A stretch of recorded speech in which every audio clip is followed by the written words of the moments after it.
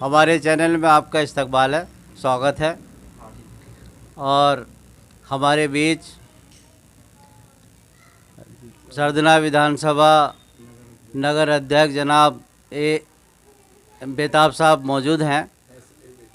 हम उनसे कुछ सवालात करेंगे क्योंकि आजकल इलेक्शन का दौर है और सरदना विधानसभा सीट जो है हॉट सीट है और इस सीट के ताल्लुक़ से हम एस.के. बेताब साहब से जानना चाहेंगे कि आपकी पार्टी का वहाँ पर क्या रोल रहा और लोगों ने आपको किस हद तक सपोर्ट किया। जनाब एस.के. बेताब साहब। शुक्रिया जनाब। पहले तो मैं आपके चैनल का बहुत बेहद शुक्रगुजार हूँ कि आपने वक्त निकाला और मुझ नाचीज़ को आपने इस काबिल समझा। ऑल इंडिया मजलिस इत्तेहादुल मुस्लिमीन एक ऐसी पार्टी है जो शोषित और वंचित की आवाज़ बनकर के उत्तर प्रदेश में आई है। उत्तर प्रदेश के जितने भी निवासी हैं, मैं सबका बेहद शुक्रिया अदा करता हूं कि जिस तरह से उन्होंने हमारे सदर जनाब बैरिस्टर असदुद्दीन ओवैसी साहब का इस्तकबाल किया है, जो स्वागत किया है, और शोषित वंचित लोगों ने जिस तरह से उनकी बात को सुना है, तो एक जागरूकता आई है। और पहले 2 चरणों का जो चुनाव हुआ है, यहाँ हमारा पहले चरण में जो है सरदना विधानसभा में चुनाव हुआ है 10 तारीख को, 10 फरवरी को, और 10 फरवरी में सरदना विधानसभा में मुस्लिम समाज, शोषित वंचित समाज ने ख़ास तौर से AIMIM को बहुत अच्छा वोट किया है। और मैं आपको बता दूं, आने वाले 10 मार्च को जो रिज़ल्ट आएंगे तो उसमें सारी तस्वीरें सामने साफ़ हो जाएंगी। लेकिन जिस तरीके से आवाम AIMIM का इस्तकबाल कर रही है, जहां एक तरफ आवाम के सामने 2 टारगेट थे, एक तरफ तो एक फासिस्ट सरकार को हराने के लिए उसे वोट करना था, एक निरंकुश सरकार को हराने के लिए वोट करना था, एक ऐसी सरकार को हराने के लिए वोट करना था जिसने किसानों पर ट्रैक्टर चढ़ाया, गाड़ी चढ़ाई और 4 किसानों को लखीमपुर खीरी के अंदर जो है जिस तरह से उनकी हत्या की। और अब आपको बता दूं कि लखीमपुर खीरी कांड के जो अजय मिश्रा के बेटे आशीष मिश्रा को जमानत मिल गई है, और जिस तरह से आप ये देख रहे होंगे छोटे छोटे केस में भी जल्दी से जमानत नहीं मिलती, लेकिन जिसका वीडियो वायरल हो रहा है और सारी चीज़ें सामने आ रही, इसके बावजूद जमानत मिली है। तो इससे ये पता चलता है कि किसान और दूसरे आवाम जो है वो इस बात को समझ रहे हैं कि हमें कहाँ वोट करना है, किसको हराने के लिए वोट करना है, कि सरकार ऐसी चाहिए जो वेलफेयर की सरकार हो। इसके लिए जो है ये लोग वोट कर रहे हैं और AIMIM पार्टी जो है सत्ता में हिस्सेदारी की लड़ाई लड़ रही है। लखीमपुर खीरी बेताब साहब, जैसे कि आपने कहा बहुत अच्छी परसेंटेज में आपको वोट मिला और वो आने वाली 10 तारीख को क्लियर हो जाएगा। क्या मेरठ विधानसभा में जो 7 विधानसभाएं हैं, 7 विधानसभाओं में क्या पोजीशन रही आपकी? मैं आपको एक बात बता दूं, माइनॉरिटी मुस्लिम समाज को 70 साल से आज तक अधिकार नहीं मिले, और ये सबसे बड़ी लड़ाई जो है उन्हें अधिकार दिलाने की लड़ाई जो है बैरिस्टर असदुद्दीन ओवैसी की पार्टी लड़ रही है। और मैं सरदना नगर अध्यक्ष होने के नाते मैंने बहुत करीब से इस बात को देखा। सिवाल खास विधानसभा हो, सरदना विधानसभा हो या मेरठ की शहर विधानसभा हो, जहाँ भी हम लोग गए हैं हमने ये देखा है कि युवाओं में जोश है और सब लोग कह रहे हैं कि आज तक, क्योंकि अब शिक्षा के क्षेत्र में देख लो मुस्लिम माइनॉरिटी की क्या स्थिति है, बेरोज़गारी की जो दर है वो सबसे ज़्यादा है, आर्थिक रूप से कमज़ोर हैं, जो सरकारी स्कीम है उनका फ़ायदा नहीं मिलता। आखिर ऐसी क्या वजह है कि मेन स्ट्रीम से मुस्लिम माइनॉरिटी क्यों नहीं जोड़ी जा रही है? मुस्लिम लड़कियों की शिक्षा की बात देखो आप, तो उसमें भी हम लोग बहुत पीछे हैं। और जो शिक्षण संस्थान है मुस्लिम इलाकों में, सरकार ने अभी तक कोई ज़्यादातर इलाकों में शिक्षण संस्थान नहीं खोले हैं। यही वजह है कि हम शिक्षा में पिछड़े हुए हैं और रोज़गार में पिछड़े हुए हैं, और जो हमारी दस्तकारी और बुनियादी जो रोज़गार है उसको सरकार से जो सुविधाएं मिलनी चाहिए, बैंकों से जो लोन मिलना चाहिए, मैं आपको बताऊं, ना तो वो बैंकों से लोन मिलता है, ना बैंक जो है उसमें मुस्लिम माइनॉरिटी की मदद करते हैं। तो ये बहुत सारे ऐसे सवाल हैं, आखिर क्यों नहीं कर पा रहे हैं? इस पर सरकारों को सोचना चाहिए। कहते हैं मुस्लिम माइनॉरिटी मेन स्ट्रीम में आए, तो फिर इसे कौन लाएगा? जो सरकारें आती हैं, जो भी है 2012 से 17 तक की सरकार हो या 17 से 22 तक की सरकार हो या इससे पहली जो सरकार रही है, अगर इनके कार्यकाल में मुस्लिम माइनॉरिटी कहाँ है? आज मैं आपको बताऊं, उत्तर प्रदेश में उर्दू सेकंड लैंग्वेज है, लेकिन क्या उर्दू ट्रांसलेटर सब जगह पर है? मैं तो आपको बताऊंगा कि बड़े बड़े अधिकारियों के कार्यालय के बाहर उर्दू में लिखा हुआ बोर्ड बहुत कम मिलता है, और कई जगह तो ऐसा देखा मैंने जो उर्दू में बोर्ड लिखा हुआ भी है, जहाँ पर इंग्लिश और हिंदी में लिखा है, उसके नीचे अगर उर्दू में लिखा तो वो उसका मजाक उड़ा रहा है। वो उर्दू में ऐसे मतलब किसी पेंटर ने उसको नकल करके लिख दिया हो, क्या उर्दू लिखने वाला नहीं है? आखिर ऐसी स्थिति क्यों है? लेकिन गवर्नमेंट ने तो उर्दू ट्रांसलेटर दिए थे ना, जब हम लोग ही नहीं पहुंच पा रहे तो उसमें गवर्नमेंट क्या कर पाएगी? हाँ, गवर्नमेंट की जिम्मेदारी ये बनती है, मैं समझता हूँ गवर्नमेंट के अलावा हमारे माइनॉरिटी समाज की भी।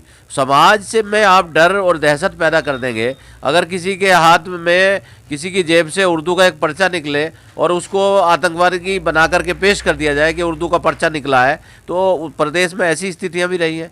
तो वो सारी परिस्थितियाँ, वो स्थितियाँ, उस भय को सरकार को निकाल करके मुस्लिम इलाकों में सरकार को भर्ती खोलनी चाहिए। आर्मी की भर्ती खोले, मुस्लिम समाज को जो है आर्मी से जोड़े, पीएससी से जोड़े, मुस्लिम समाज को क्यों नहीं जोड़ती सरकारें? बहुत वैकेंसियाँ निकलती हैं, क्या मुस्लिम समाज उसमें हिस्सा लेता है? या जो आपके यहाँ एजुकेटेड बच्चे हैं, क्या वो आर्मी में जाने के इच्छुक हैं? मैं तो समझता हूँ कि वो इस तरफ ध्यान ही नहीं देते।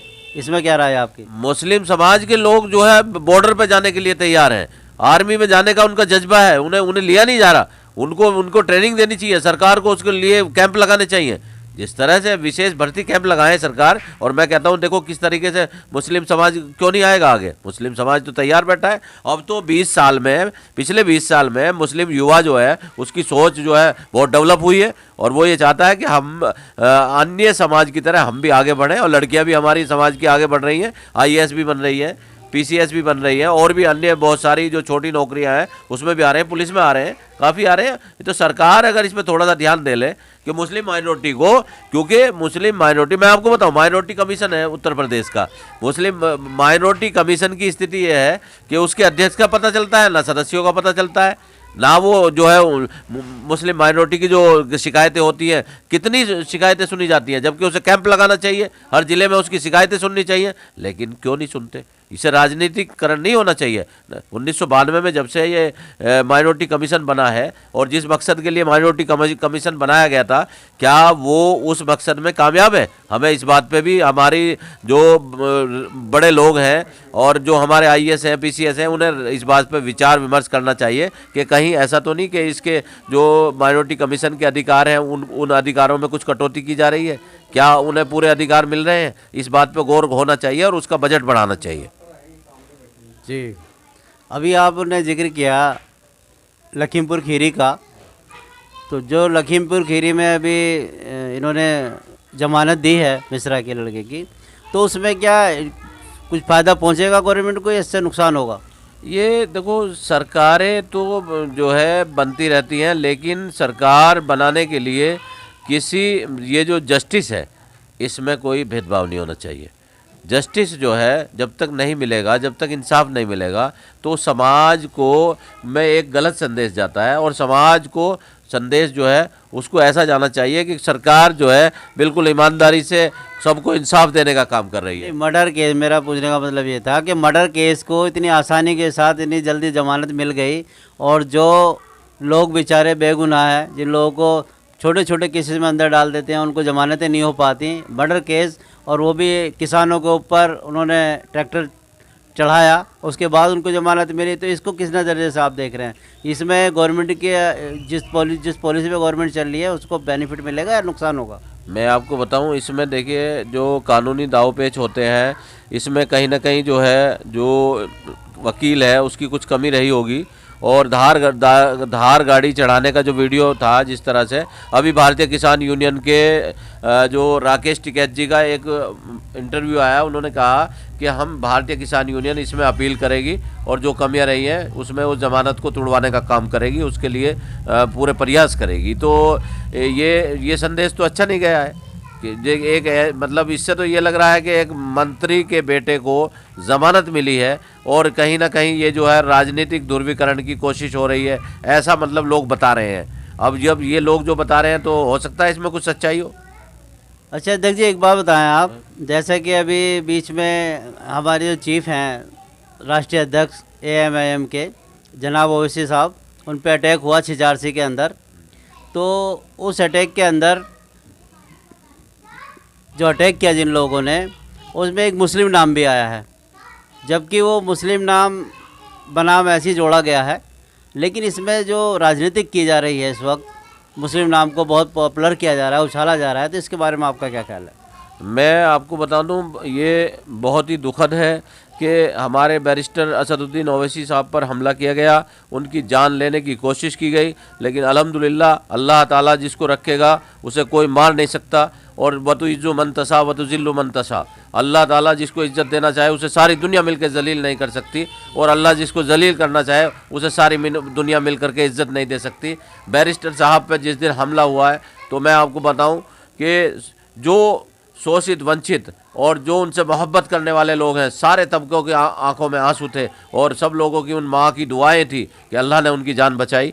और बैरिस्टर साहब ने सदन के अंदर खड़े होकर के कहा कि मुझे Z कैटेगरी की सुरक्षा नहीं चाहिए, बल्कि मुझे A कैटेगरी का शहरी बनाइए। तो कितनी बड़ी बात है, जब रकबर को, पहलू खान को, उनको मारा जाता है, उनको सुरक्षा नहीं है, या अल्पसंख्यक समाज को, दलित समाज को सुरक्षा नहीं है। गुजरात में दलितों को किस तरह से मारा गया था, तो बैरिस्टर साहब ने ये कहा कि मैं सुरक्षा लेके क्या करूँगा, जब तक शहर के, हमारे भारत के सभी नागरिकों को सुरक्षा मिलनी चाहिए, मैं भी उन्हीं की तरह एक नागरिक हूँ। तो बेहतरीन बात कही है बैरिस्टर साहब ने, वाकई लीडर हो तो ऐसा जो राष्ट्र के लिए अपना सब कुछ न्यौछावर करने वाला हो। यूपी के अंदर अब आप कितनी सीटें लेने वाले हैं? देखो, यूपी की सीटों की मैं आपको बताऊं, यहाँ उत्तर प्रदेश का 2022 का जो ये चुनाव है, इस चुनाव में हमारा भागीदारी परिवर्तन मोर्चा चुनाव लड़ रहा है। बाबू सिंह कुशवाहा साहब, और अभी रात जो है पीस पार्टी के राष्ट्रीय अध्यक्ष जनाब अयूब सर्जन साहब भी हमारे साथ आ गए हैं। तो भागीदारी परिवर्तन मोर्चा की इतनी सीटें आएंगी कि इंशाअल्लाह ताला इनके बगैर सरकार नहीं बनेगी, और भागीदारी परिवर्तन मोर्चा सत्ता में हिस्सेदारी का काम करेगा, और शोषित वंचित अल्पसंख्यक समाज को और उनको जो है इंसाफ दिलाने का काम करेगा। एक बात और बताएं, है तो तल्ख ही, लेकिन क्योंकि आम बात है, चल रही है, एक बात बताइएगा आप प्रताप साहब, कि आपको बी पार्टी क्यों कहा जा रहा है आजकल? हाँ, ये बात बहुत, ये बिल्कुल अहम सवाल आपने आखिर में पूछा है। हालांकि तो मैं आपको ये बता दूं कि ये, जब आप कभी आपने अगर घर में अपने काम कराया हो और मकान बनाया हो, और मकान बनाते हुए मिस्त्री आपका काम छोड़ के चला जाए, मैं एक एग्जांपल के तौर पे आपको समझाना चाहता हूँ। तो जब दूसरा मिस्त्री आता है तो वो ये कहता है कि ये दीवार किससे कराई आपने, भाई ये कैसी तिरछी दीवार करा रखी, अरे ये प्लास्टर कैसा करा रखा आपने। अच्छा, और दूसरी चीज़ आपको बताओ, आप कपड़े सिलवाने चले जाएं किसी दर्जी के पास, जब आप कपड़े सिलवाएंगे तो आप जब ये बात का जवाब नहीं है, ये बात का जवाब तो घुमा फिरा के बात है। मेरी पूरी बात होने दीजिए। जब दूसरे दर्जी के पास जाएंगे आप, वो कहेगा ये कैसे कपड़े सिलवाए, आप कहेंगे, वो हम कह रहे हैं उससे कि उससे बढ़िया कपड़े सी दीजिए, लेकिन वो कहता है अरे कैसे कपड़े सिलवाए, इससे बढ़िया, ये तो बिल्कुल घटिया कपड़े हैं। तो ये तो एक दर्जी और एक मिस्त्री जब इस तरह की बात बताता है, उसमें कमियां निकालता है, तो जहाँ जिसकी सत्ता खिसक रही हो, कुर्सी जा रही हो, जाने का डर हो, और जिनका हक है उन्हें मिलने का अंदेशा हो, तो भला वो कैसे नहीं कहेंगे। वो तो, ये तो आरोप बहुत छोटा, इससे बड़े बड़े आरोप लगाएंगे। ये बी टीम, ए टीम, फलानी टीम, ये कुछ नहीं है। हम जो है सत्ता में हिस्सेदारी की लड़ाई लड़ रहे हैं, शोषित वंचित समाज को और माइनॉरिटी समाज को, के मुस्लिम समाज को जगाने का काम कर रही है AIMIM पार्टी। और इंशाअल्लाह उत्तर प्रदेश का जो शोषित वंचित और मुस्लिम समाज है वो जागेगा, और एक दिन जो है सत्ता में भागीदारी होकर रहेगी। बहुत बहुत शुक्रिया आपका। शुक्रिया साहब, आप थे बेताब साहब। हमारे चैनल में आपका स्वागत है, कृपया लाइक व सब्सक्राइब